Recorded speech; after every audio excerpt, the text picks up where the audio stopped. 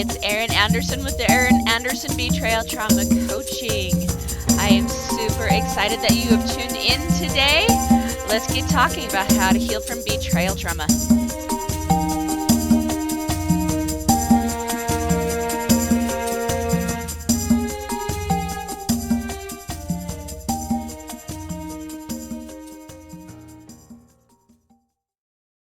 Hey, my loves, welcome back to another episode of The Other Side of the Struggle.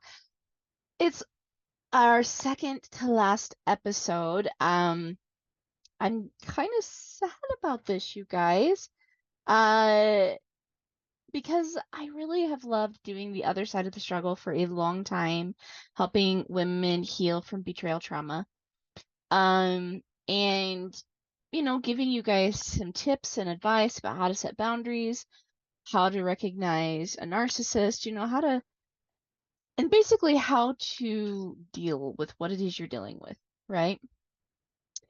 However, if you guys are interested in the next level, okay, then come over and join me at the Boundaried Boss Babes podcast. I'm getting it up and running right now as we speak. And I should be producing the first few episodes within the next couple of weeks for sure. So make sure you go like and subscribe subscribe to that, especially if you are an entrepreneur woman who would love to heal your relationship so that way you can go and earn 6 or 7 figures in your business. Then come over to that one and listen a bit more, because we are going to be talking about all things boundaries in that podcast and what your relationships actually might be telling you. Okay? And strangely enough, what your relationships are telling you, or the way that they're showing up, can often be a symbol of a deeper belief that is causing you to not hit your business goals. So, if you want to learn more about that, come check us out at the Boundaried Boss Babes podcast. And don't worry, this one's still going to be here, so feel free to consume all the content. There's lots and lots of episodes, you guys. Still share it. Still tell people about it. It's not going anywhere. I'm just going to create more, just a new podcast and more episodes in this new podcast. So anyway, my loves, let's dive into today's topic, which is, why did you fall for the narcissist? And I hear this question a lot, like, oh my gosh, why did I fall for him? Like, why did I not see the signs? And here's the deal. You probably didn't want to be honest with you, right? You most likely were looking for someone who had confidence, because, well, we'll get into that in just a second, but somebody who had confidence, somebody who looked like they had a lot of money and that they were good with money, somebody who was attractive, somebody who showered you with all kinds of praises, love, good feelings, and that they made you feel like they're equal. All right, all things that we absolutely want. But the problem in getting into a relationship with a narcissist is, well, there's also the manipulation and the lies, and you start to wonder what is real and what is not real. It's a little bit like, I don't know if you've ever watched like one of those movies where like the person is asleep and like some demon, and I'm not saying a narcissist is a demon, but they've got like some demons got control of this person's mind, and they're showing them as they're asleep what they want to see, right? But then it fuzzes out, and like they get like pictures and close-ups of what the actual truth is, and finally they wake up, right? And this is a little bit, that's a little bit like being in a relationship with a narcissist. You get these, at the beginning, you're kind of in this la la land, this dream state, because it's a dream. You're loving the charisma, you're loving the confidence, you're loving the money, the showering of love and jewels and gifts and speaking your love language, the attention, the equality, you're loving all of these things. And so it's easy to brush aside when they're not themselves. It's easy to say, well, nobody's perfect, right? In that moment. But as the relationship continues, then so does the lies and manipulation. And pretty soon, eventually, there's more lies and manipulation than there is the confidence, the attractiveness, the equality, the attention, and the love, right? And you begin to wonder where it all went. Like, what exactly happened? Well, let me tell you, you're not crazy, okay? A narcissist is very good at presenting themselves as something that somebody wants. They are actually very good at recognizing social cues. Now, whether it be that they've had trauma and so their brain is on hyper aware of what certain things are appealing and pleasing to someone else, and then eventually they just can't hold up to the game anymore, or whether it is that they actually do want to cause um, really big problems in somebody else's lives, and there's some sort of sick pleasure that they get out of it. Either way, I want you to know that you're not crazy for being attracted to those things, okay? You're not crazy for being attracted to a narcissist. Think about Narcissus, the was it he wasn't a Greek god, was he? He was either a Greek god, I can't remember, or he was a Greek legend. I'll say that. And everybody would fall in love with him from at first sight, and it wasn't until he saw his own reflection that he fell in love with himself and wouldn't leave the pool where his reflection was and ended up dying right there, right? That's the legend of the narcissist. But the thing is it's actually very, very on point to what I'm going to tell you next, because I get asked this a lot is like, what do you do? What do you do if you are in a relationship with a narcissist, right? Well, number one, a narcissist's way that they present themselves is both their strength and their downfall. Strength in the fact that they can attract just about anyone to their lives, because they know, like we want the confidence. We want someone who's confident in his actions, confident in his abilities, confident, confident, confident. So that way we're not getting saddled with their problems. Like they're confident that they can work through their problems, and we want someone who is confident that he can still help us with ours. So that's part of us feeling feminine and safe. One of the traits of the feminine is that she relaxes, right? And we want to feel relaxed in our relationships, and we feel more relaxed when we're not having to take on everybody's problems and solve them all, and when somebody can work with us on our own problems, right? We want that. And to us, confidence is that. And so they show that kind of a thing, right? Um, but the deal is, just the same way that falling in love with himself was his downfall in the actual Narcissus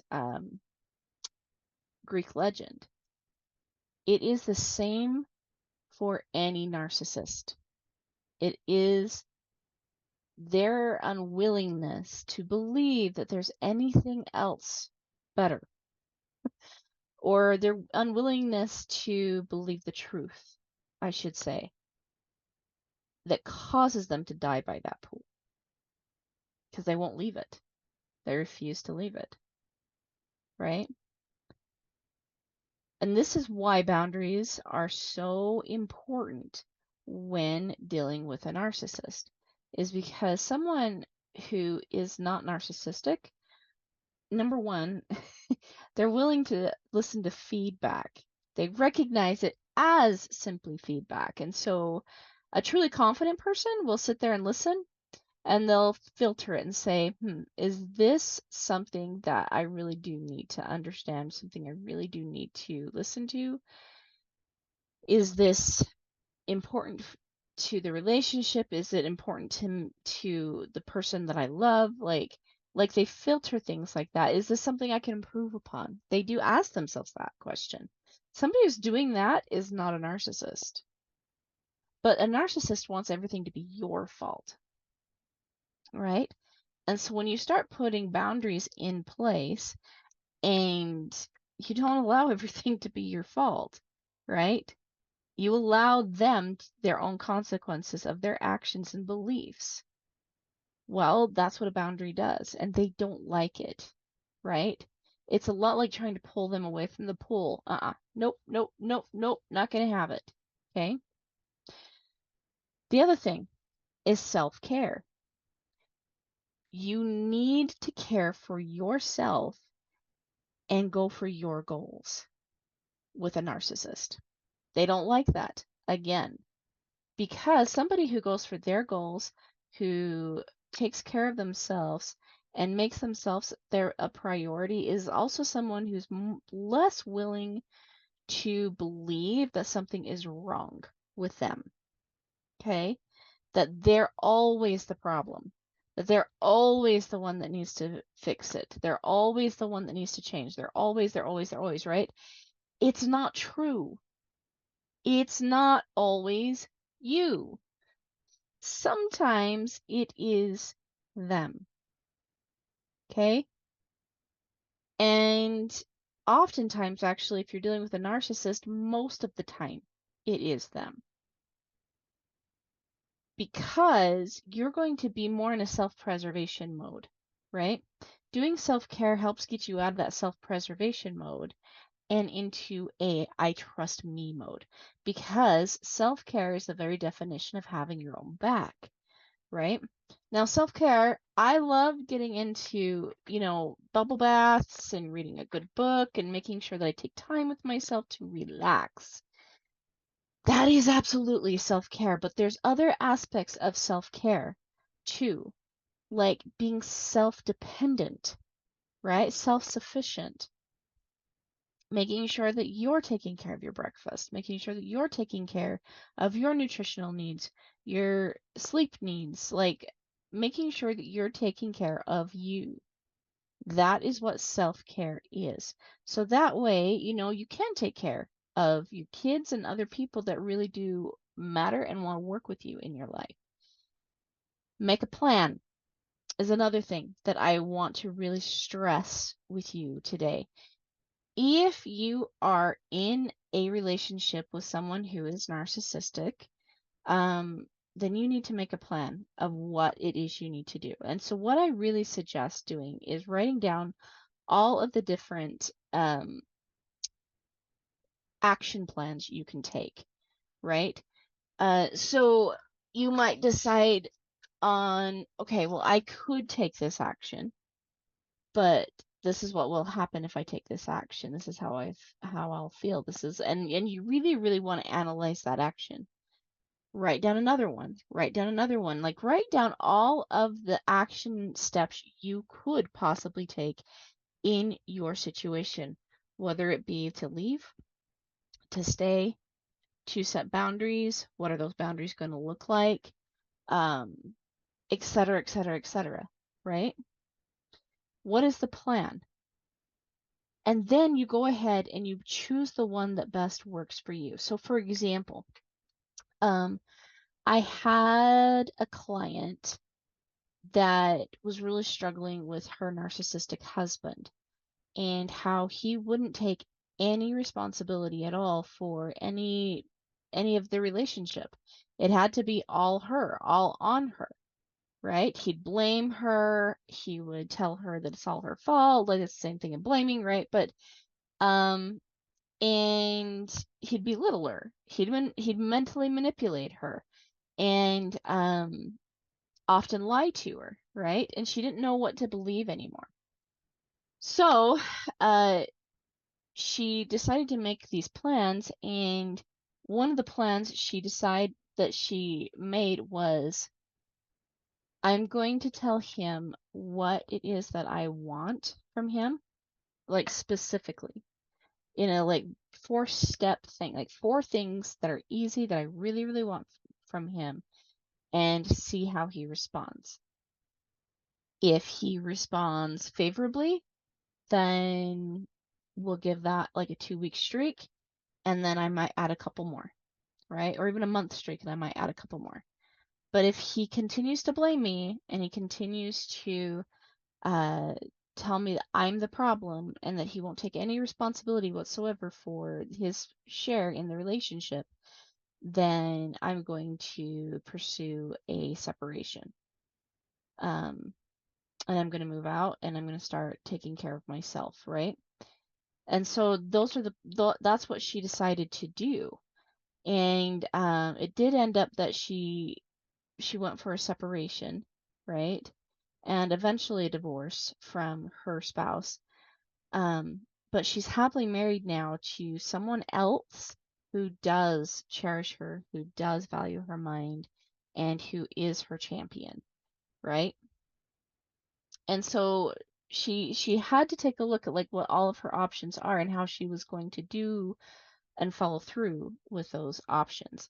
So that's what I mean by making a plan. The last thing is to become your own best friend. We talked about this a little bit with self-care, but it's also a self-belief.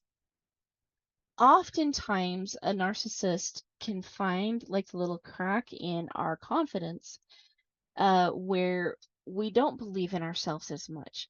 And they can start this pattern, or they get us to mentally start this pattern of self-betrayal. And that's part of the reason why it doesn't feel good to be with a narcissist, is because they require patterns of our own self-betrayal to stay in the relationship. When you become your own best friend, you start to love yourself to the point where you are no longer willing to tolerate the bad behavior, the way that they're showing up, the hurtful words. And you start to ask yourself, okay, how do I really want to be treated? What is it that I really love about me? How does that person show up for their friends? What would you do? Seriously. How would, like, if your best friend, her husband in front of you treated her the way that maybe you've been treated by your narcissist, how would you show up in that moment? Right? And this is something that you want to ask yourself, like, what would happen if I showed up that way with the person I am with right now? How can I have my own back? How can I be true to me? Remember that all relationships stem first and foremost from your relationship with God and yourself, right? And that relationships are merely simply a physical manifestation of a deeper truth that's going on inside of our brain. Something in our subconscious told us that this person was safe, and we need to really look at why. And look at other areas in your life where you felt betrayed. Maybe you felt betrayed by money. Maybe you felt betrayed by God. Maybe you felt betrayed in other areas, right? Oftentimes I notice that people who have been dealing with narcissists a long time also have kind of a narcissistic relationship with money. Not saying that they themselves are narcissistic, but it's more like the money shows up in a narcissistic way, where in order to get it, they have to work too hard, or they have to apologize profusely, or they have to jump through all of these hoops, right? In order just to get a dollar, just to get a drop in the bucket. And it's really interesting that a narcissistic relationship feels like that. Oftentimes, a narcissistic relationship does speak to our money story. And oftentimes the way we believe about our money stories is often the way we believe about our personal relationships. Hence the reason why they're a physical manifestation of our beliefs, right? They have to be. So this is another piece of having your own back and being your own best friend, is getting really honest with yourself. One of the things that you get sick of is the manipulation and the lies. Well, the last thing you want to do is manipulate and lie to yourself. It's very hard to have a relationship with people, as you have well seen, that lie and manipulate you. Lie to and manipulate you, I should say. Very hard to have a relationship with those people. And this is part of the reason why you don't want to do these things to yourself, is because you want to have a relationship with yourself an easy task, right? People who manipulate and lie to themselves create a rip inside their own soul. And believe it or not, this is also something that the narcissists are dealing with, is that rip in their souls, because whatever they're doing on the outside, they often do on the inside. And this is why it's so easy to become narcissistic from narcissistic relationships. And I'm sure that none of you, my listeners, are doing anything like that. Granted, we do all have our narcissistic tendencies. But asking yourself really good questions and getting to the roots of your own problems is something that I highly recommend. That is having your own back. That is being your best friend. Because once we understand and recognize truth, then we can move forward. We start to have an action plan. Okay? So, if you fell for a narcissist, don't beat yourself up. Okay? It's okay. You've got to really consider, like, the things that he or she presented to you that you thought were great. Because the thing is if you're catching a counterfeit version of it, if you can understand what it was that you truly loved about this person and thought was just great and made you immediately feel like, yes, I can work with this person, then you can take a look at the traits and say, how does a person who's truly charismatic, truly confident, truly affectionate, really does believe in me and my quality with this person, how do they show up for me? And what's some of their language? What are some of their actions? Okay, my loves, I hope this was helpful for you guys. I'm kind of sad, like I said, again, to be wrapping up this podcast.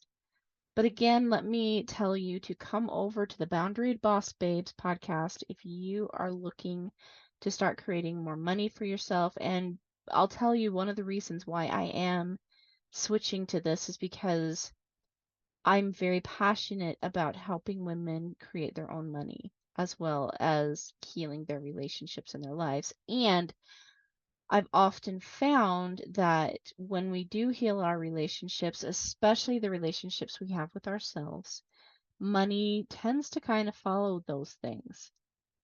And so it's a very powerful concept. I want women to have both freedom of time, money, and feel safe and confident in their relationships. And so where this was more of just like healing from trauma, I wanted to incorporate way more. So definitely come find me over there. And until next week, guys, I'll see you on the other side. Bye.